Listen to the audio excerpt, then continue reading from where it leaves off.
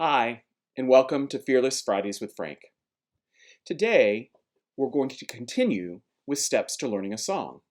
The next step is rhythm. In my experience, rhythm is one of the areas where we make many mistakes. And once we've learned it incorrectly, it is next to impossible to fix. So, before you get to this step, it is very important that you've memorized the text and you have spoken it like a monologue many times. When you start to learn the rhythm, you can tap or conduct the meter and speak the text on la or ta or whatever syllable you find comfortable. You should only speak it fast enough to make sure you get the most difficult sections correct. Do not speak it any faster until this is done. Then you do want to speak it faster than you would actually sing it. You want to do this in a legato manner. After you've done this, then you can speak the text to rhythm.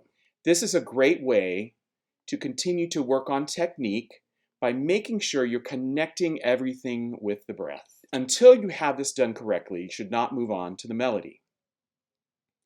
And we have to remember that pitch is created in the mind. So we must hear the melody before we can actually sing it. So you should play the melody on the piano and just listen, or have someone play it for you. Hear that melody very clearly in the correct rhythm. After you've done this, you can repeat this, singing it lightly on, again, a syllable that you feel comfortable with. Now, away from the piano, sing the melody on one vowel to make smooth connection with the air from note to note. Again, legato. Do not push the rhythm with your breath. You should internalize the pulse of the meter. When I was taking piano, my teacher had me tap the meter as I would play the left hand or I play the right hand to really help me internalize that beat. Now, you want to work on your song by singing the melody again, but only using the vowels, no consonants. Pay strict attention to use smooth, even sloppy flow of air to connect all the vowels and pitch intervals. Sing then with the consonants added, but make sure the consonants are on the breath in the vocal line. That is so important. Tom Hampson in a masterclass said once, the consonants separate the vowels in speech so that we understand the language. In singing, they connect the vowels so we understand the language. And it's so important. And the only way that we can connect them is to use the breath. Next, I think it's really important that you study the accompaniment.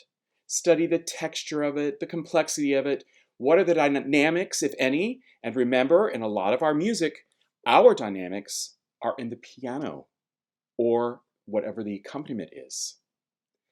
Look at how the texture, the color, the harmonies change with the text. What does that tell you about the meaning of the text in the composer's eyes?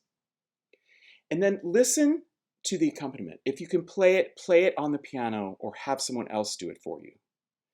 Listen to recording, not to hear the singing. And if it's an orchestra is playing, listen to the texture. Listen to what instruments are used that the composer used to set the text and to create the mood.